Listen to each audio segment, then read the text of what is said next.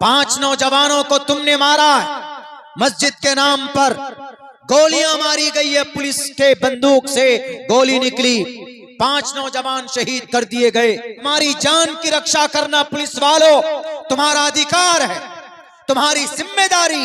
अगर मेरी उंगली कटती है तो कानूनी एतबार पर तुम मुजरिम होते हो, तुमसे सवाल होगा कि हमको क्यों चोट पहुंची।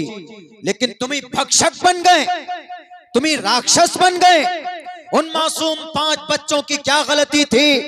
उन्होंने पत्थर मारा तो पकड़कर जेल में डालो। किसी को खामखा गोलियां चलाकर उनके परिवार को तुमने जख्मी किया।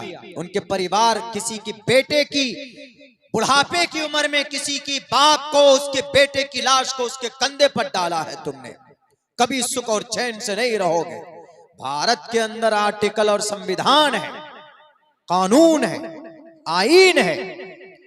भारत का कानून यह कहता है कि 15 अगस्त 1947 में जो मस्जिद है वो मस्जिद ही रहेगी।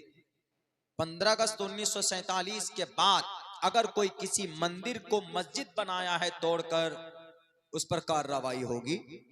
वो तो अब से 500 साल पहले वो मस्जिद बनाई गई, शाही मस्जिद है संभल की।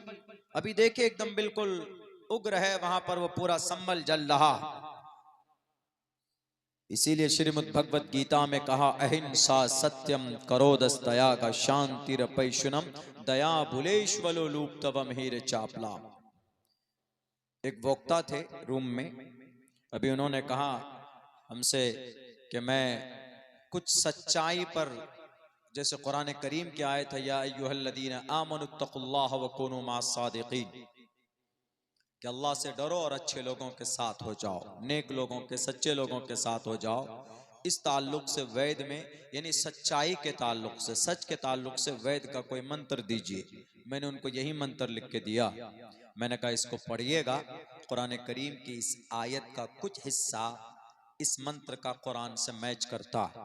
वो ये है, अहिंसा, जुल्म नहीं होना चाहिए, सत्यम, सच बोलना चाहिए, क्रोधस्तयाग, गुस्से को कंट्रोल करना चाहिए। जब ये तीनों चीजें होंगी, शांति रपैशुनम, तो फिर शांति आती। श्रीमद् भगवत गीता का श्लोक, एक मंत्र है, बहरे कैफ। तो हमारी मस्जिदें हमारे नमाज जैसी अमल के मुंतजिर है।